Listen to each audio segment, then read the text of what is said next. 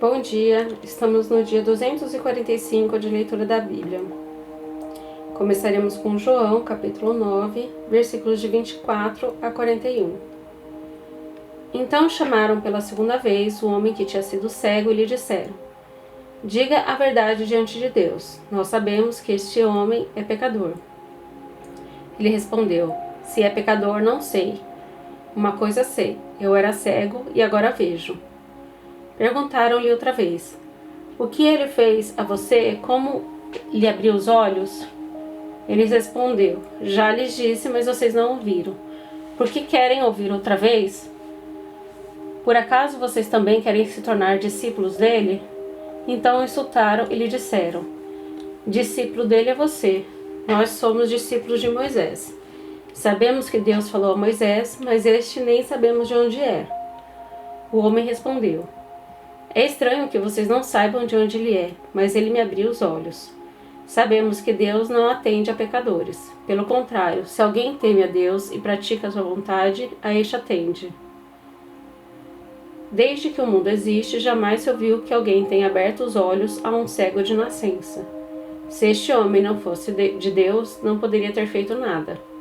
Mas eles disseram: Você nasceu cheio de pecado e quer nos ensinar? E os expulsaram. A cegueira espiritual. Jesus ouviu que eles tinham expulsado o homem. Ao encontrá-lo, perguntou: Você crê no Filho do Homem? Ele respondeu: Quem é, Senhor, para que eu creia nele? E Jesus lhe disse: Você já o tem visto, e é aquele que está falando com você. Então ele afirmou: Eu creio, Senhor. E o adorou. Jesus continuou: Eu vim a este mundo para juízo, a fim de que os que não veem vejam e os que veem se tornem cegos. Alguns dos fariseus que estavam perto dele perguntaram-lhe: Por acaso também nós somos cegos? Jesus respondeu: Se vocês fossem cegos, não teriam pecado algum. Mas porque agora dizem nós vemos, o pecado de vocês permanece.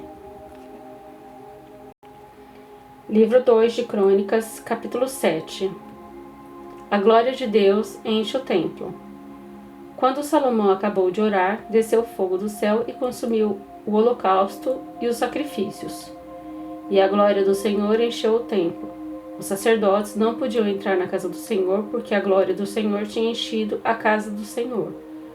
Todos os filhos de Israel, vendo descer o fogo e a glória do Senhor sobre o templo, se inclinaram com o rosto em terra sobre o pavimento. Adoraram e louvaram o Senhor, porque Ele é bom, porque a sua misericórdia dura para sempre. A conclusão da solenidade.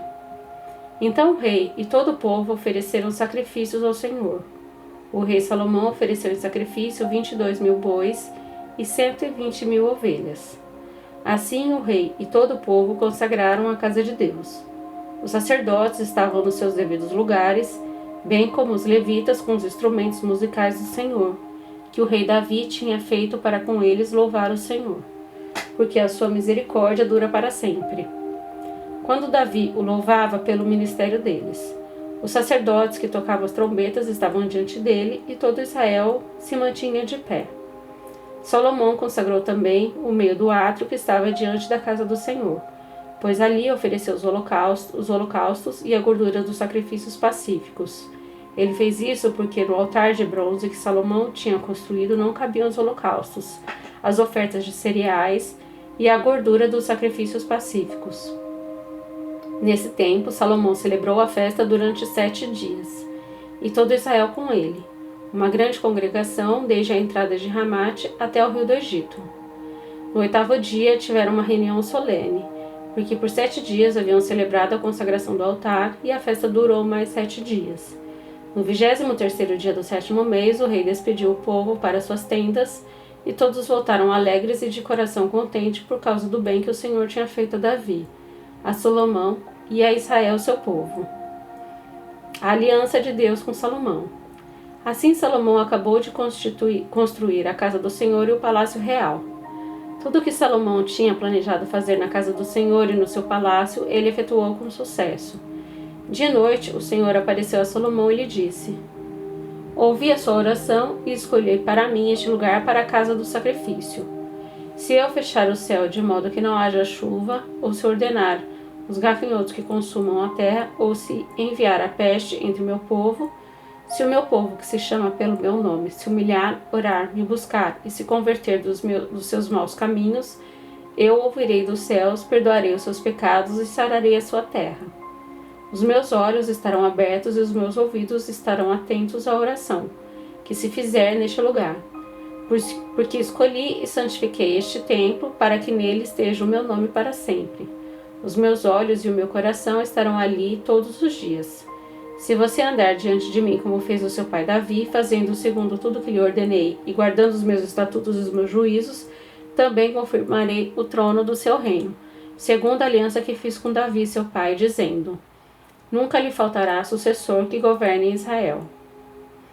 Porém, se vocês se afastarem de mim e abandonarem os meus estatutos e os meus mandamentos, que eu lhes prescrevi, e se servirem de outros deuses e o adorarem, então arrancarei da minha terra que lhes dei, e lançarei para longe da minha presença este templo, que santifiquei ao meu nome, e tornarei o templo em motivo de provérbio e de escárnio entre todos os povos. E todo aquele que passar por este templo, agora tão exaltado, ficará espantado e perguntará: por que o Senhor fez isso com esta terra e este templo? E a resposta será: porque deixaram o Senhor, o Deus de seus pais, que os tirou da terra do Egito, e se apegaram a outros deuses, e os adoraram e os serviram. Por isso ele trouxe sobre eles todos este mal. Malaquias, capítulo 4. O sol da justiça e seu precursor. Pois eis que vem o dia queimando como fornalha. Todos os soberbos e todos os que praticam mal serão como palha.